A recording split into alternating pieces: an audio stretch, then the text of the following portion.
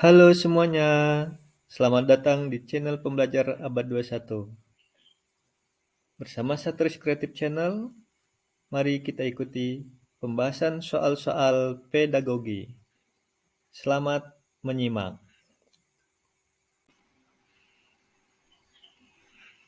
Soal nomor 1. Penerapan teori belajar di mana siswa bebas mengumpulkan data, mencoba-coba, membuat hipotesis, mencari dan menemukan pola, menyusun rumus, dan membuktikan kebenaran suatu hipotesis. Hal ini merupakan penerapan dari teori belajar titik-titik. Yang A. Kognitif, B. Cybernetik, C. Behavioristik, D. Konstruktivisme, atau yang E. Humanistik. Baik Bapak Ibu, apakah menurut Bapak Ibu jawabannya? Sekarang kita lihat jawaban soal nomor 1.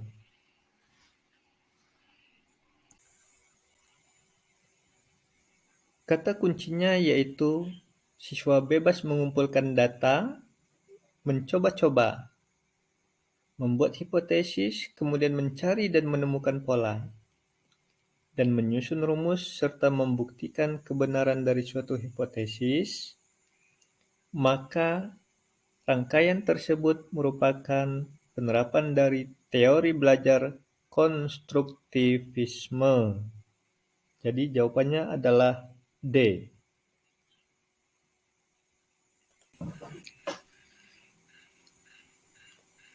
Soal nomor 2. Guru diharapkan tidak hanya melakukan kajian bagaimana dapat mengajar dengan baik, namun kajian mendalam justru dilakukan untuk menjawab pertanyaan bagaimana agar peserta didik dapat belajar dengan baik. Hal tersebut sesuai dengan implikasi dari teori belajar. A. Kognitif, B. Cybernetik, C. Behavioristik, D. Konstruktivisme, E. Humanistik. Mari kita lihat jawabannya. Kata kuncinya, mari kita lihat yaitu pada. Bagaimana usaha dari seorang guru agar peserta didik dapat belajar dengan baik. Maka teori ini merupakan implikasi dari teori belajar humanistik. Bagaimana memanusiakan manusia. Bagaimana caranya agar peserta didik dapat belajar dengan baik. Jadi tidak hanya guru melakukan bagaimana mengajar dengan baik, tetapi guru akan memikirkan bagaimana agar peserta didik dapat belajar dengan baik. Teori belajar humanistik.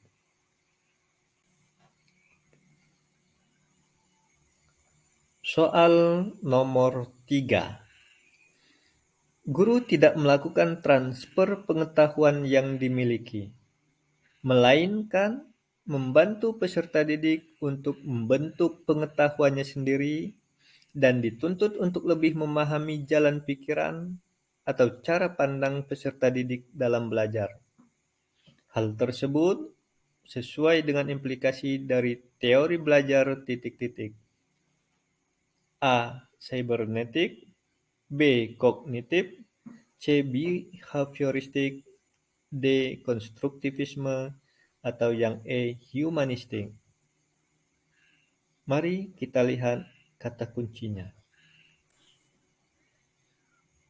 Untuk soal nomor 3 ini, kata kuncinya adalah guru membantu peserta didik untuk membentuk pengetahuannya sendiri dan dituntut untuk lebih memahami jalan pikirannya dan cara pandang peserta didik dalam belajar. Ya, jadi jawabannya adalah D. Konstruktivisme. Ya. Sekarang soal nomor 4.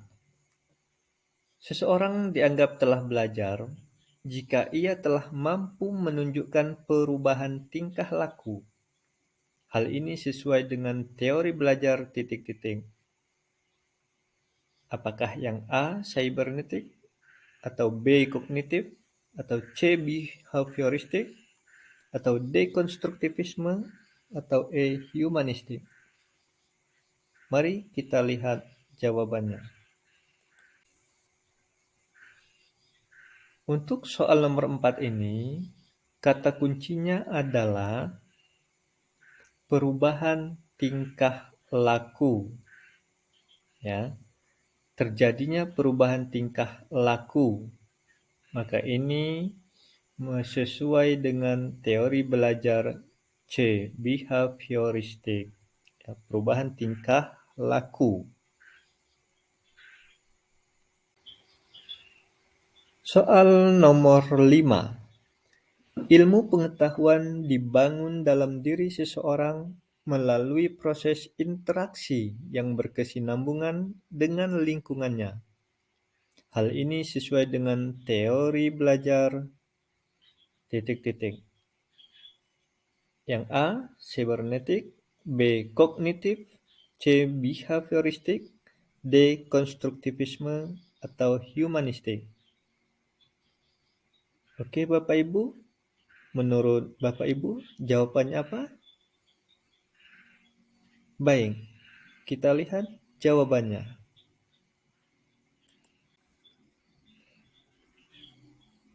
Baik Bapak Ibu, kata kuncinya adalah ilmu pengetahuan. Nah ini Bapak Ibu, ilmu pengetahuan yang dibangun di dalam diri seseorang. Nah itu merupakan teori kognitif. Ya. Ilmu pengetahuan dibangun dalam diri seseorang. Ya. Jadi ilmu pengetahuan, garis bawahi. Baik, jawabannya adalah B. Kognitif. Soal nomor 6. Teori belajar yang mengutamakan perubahan tingkah laku pada individu yang belajar dengan mengutamakan hubungan stimulus dan respon merupakan teori belajar titik-titik. Apakah yang A. Behavioristik, atau B. Kognitif, atau C. Cybernetic, atau D. Konstruktivisme, dan E. Humanistik? Menurut Bapak Ibu, jawabannya apa? Baik, kita lihat kata kuncinya untuk soal nomor 6.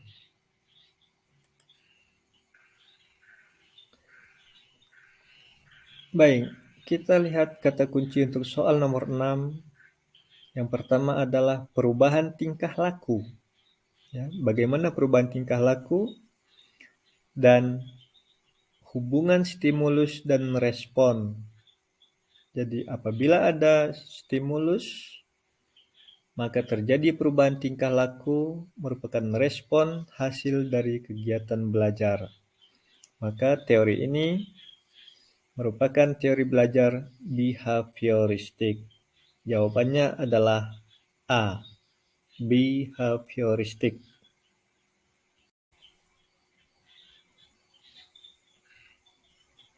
Baik Bapak Ibu, sebelum kita lanjutkan pada soal nomor 7, maka dalam hal belajar menjawab soal, saya mengajak Bapak Ibu untuk selalu berlatih.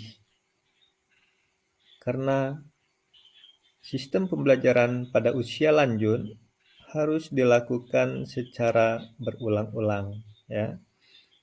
Yang pertama kita harus belajar mencoba untuk menjawab, dan kita lakukan secara berulang-ulang. Apabila Bapak Ibu hanya satu kali pintas, satu kali lewat, itu akan terbatas kemampuan untuk bisa kita terima. Maka dari itu, mari Bapak Ibu lakukan pembelajaran ini dengan berulang-ulang. Baik Bapak Ibu, untuk soal nomor 7, mari kita lihat. Pernyataan berikut yang menjelaskan makna istilah kognitif adalah ... Makna dari istilah kognitif.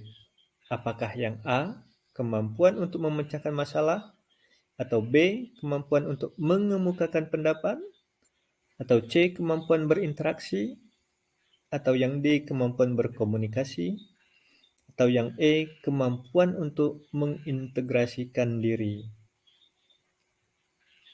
Mari Bapak Ibu coba. Apakah menurut Bapak Ibu jawaban untuk soal nomor 7?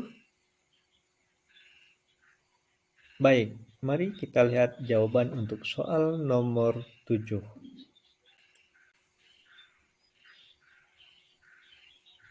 Jawaban untuk soal nomor 7 adalah yang A.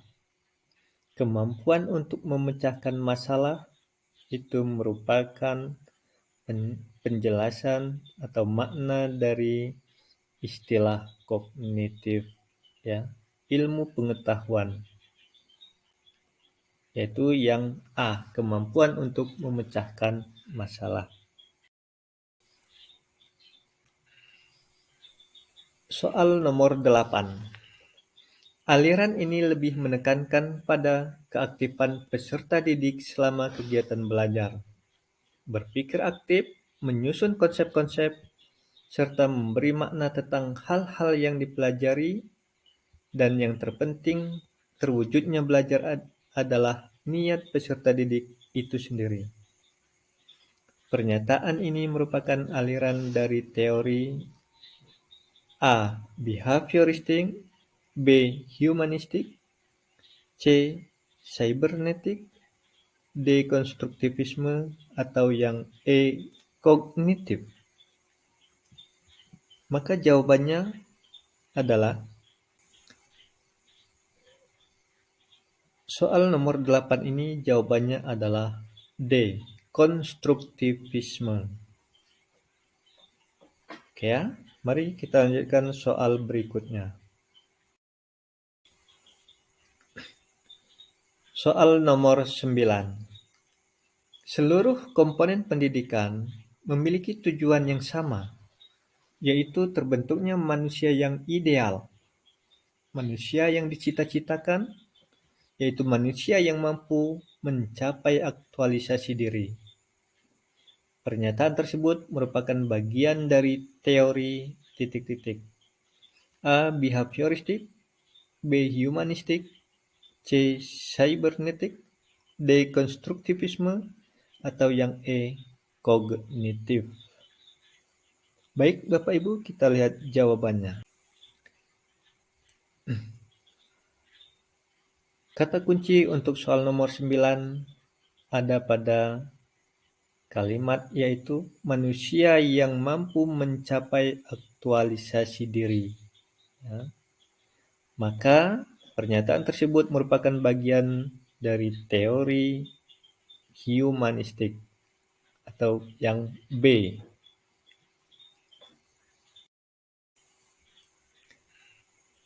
Soal nomor 10.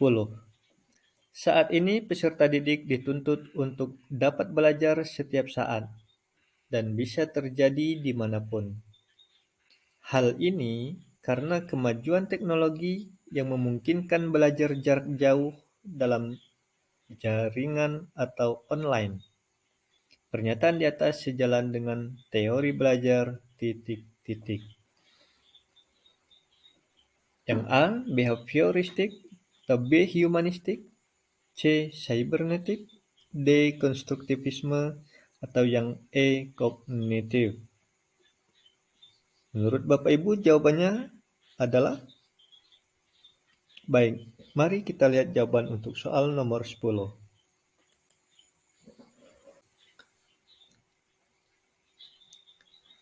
Oke, soal nomor 10 ini kata kuncinya adalah terdapat pada kemajuan teknologi yang memungkinkan belajar jarak jauh dengan bantuan jaringan internet atau online. Maka hal ini sejalan dengan teori belajar, yaitu C. Cybernetik. Baik Bapak Ibu, itu jawaban soal nomor 10.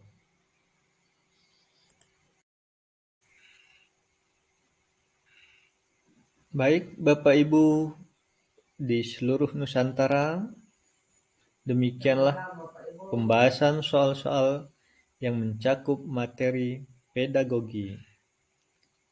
Bapak Ibu, sebelum dilanjutkan pada pembahasan soal-soal pada part berikutnya, saya berharap Bapak Ibu bisa menuliskan di kolom komentar dengan menjawab pertanyaan berikut ini, yaitu teori belajar apakah yang paling Bapak Ibu pahami setelah mengikuti pembahasan soal-soal yang sudah kita pelajari bersama. Silakan Bapak Ibu ditulis pada kolom komentar. Terima kasih atas partisipasinya bersama Satris Creative Channel. Sampai jumpa pada pembahasan soal-soal berikutnya. Terima kasih. Apa